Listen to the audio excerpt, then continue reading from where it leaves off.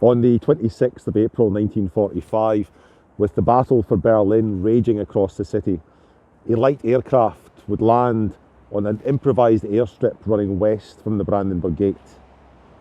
Its occupants would be taken the few hundred metres to the Führerbunker, and 2 days later they would depart on a different plane from the same location. The vague possibility that Adolf Hitler himself may have been on that second plane forms one of the main strands of conspiracy theories which suggests that the Nazi dictator may have in fact survived World War II. Now, I won't be discussing or entertaining any of these conspiracy theories today because I'm neither a grifter nor a fool, but we will be examining just why a plane would land and take off in such insane circumstances in the first place.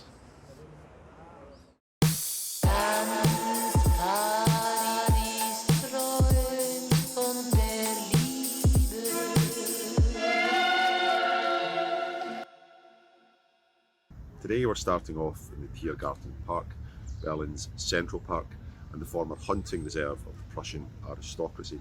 Just a few metres behind me you could just about hear the Strasse 17. Juni, or the street of the 17th of June. It was one of the only completed elements of Albert Speer's proposed Germania redevelopment of Berlin. By the 24th of April 1945, it would be fair to say that the Nazi dictatorship is having an absolute nightmare. Berlin is mostly under occupation by different elements of the Red Army. Most of central Berlin is already in ruins by this point, but there are still significant elements of the Nazi government quarter to be taken before the war could end. That includes, of course, the new Reich Chancellery, designed by that man Albert Speer again, and also the bunker system which lay alongside and underneath that property.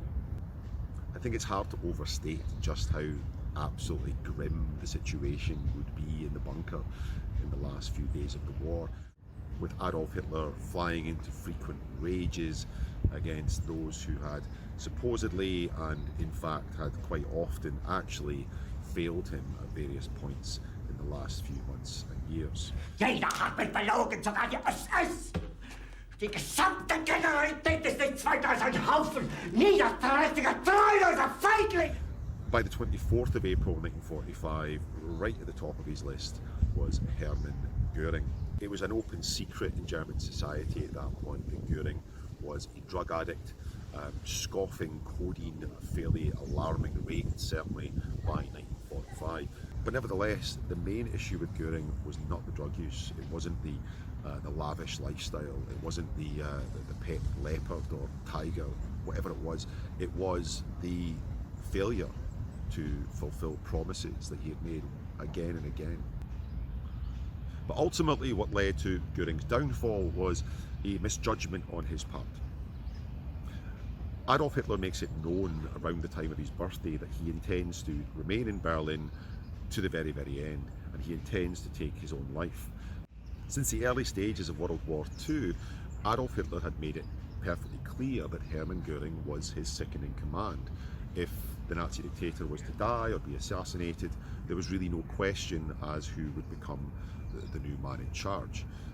Göring is reassured by Hitler's Reich Chancellery that this chain of command was still in operation, and that Adolf Hitler intended to take his own life in Berlin in the coming days. What Göring does next with this information, however, was an enormous misjudgment.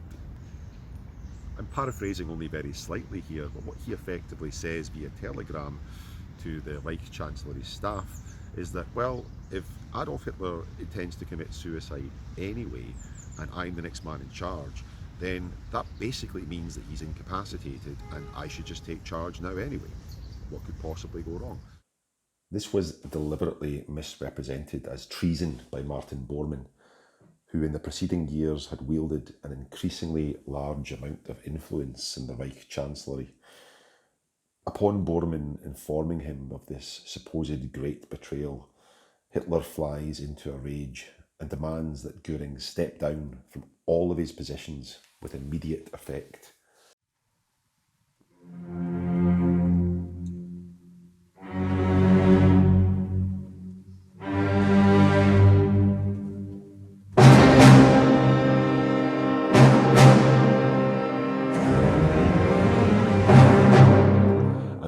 those positions, of course, was the head of the Air Force, or what was left of it anyway.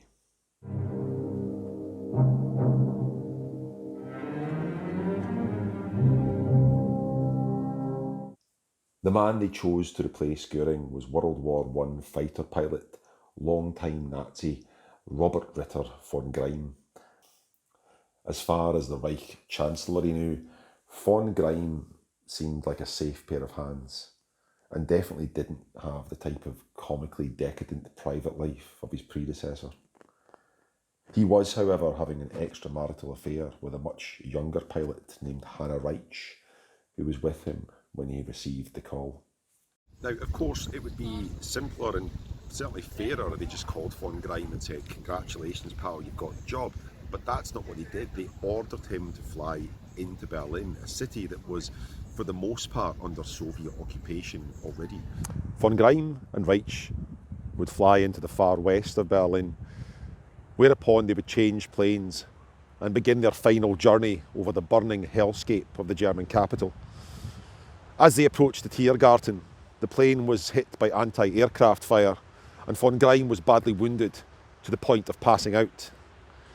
Fortunately for him, Reich had long established herself as a skillful and brave test pilot.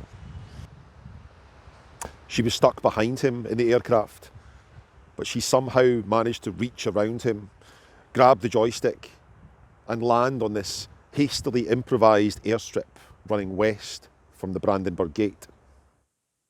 The pair were picked up by the SS and brought the short distance to the Führerbunker, where von Greim was patched up and given the unenviable position of head of the Luftwaffe. Hitler ordered him to organise bombing raids on Soviet positions in Berlin, and as if that wasn't enough, he was told to go off and arrest Heinrich Himmler, who was accused of treason after reaching out to the Western Allies. Truly, the wheels were coming off at this point. Reich would later state that she implored Adolf Hitler to leave the city with her and von Greim, but he refused, instead giving her a thoughtful leaving present of 2 cyanide capsules. She and von Greim would take off on the evening of the 28th, just 2 days before the Nazi dictator would take his own life. The very fact that this aircraft successfully took off with the Führerbunker in such close proximity would later lead some of the nearby Red Army personnel to question whether or not Adolf Hitler had taken up Reich's offer of a lift after all. Hannah Reich was subsequently arrested and denazified, but because she never formally belonged to any Nazi organisations, she never faced any lasting repercussions. Von Greim, on the other hand, was subsequently arrested by the Americans in Austria, showing that he still maintained something of a sense of humour when he surrendered by saying, "I'm the head of the German Air Force, but I don't have an Air Force." A career in stand-up, however, was sadly curtailed by von Greim's suicide less than a month later. He would crunch down on the cyanide capsule given to him in the Führerbunker just a few weeks before.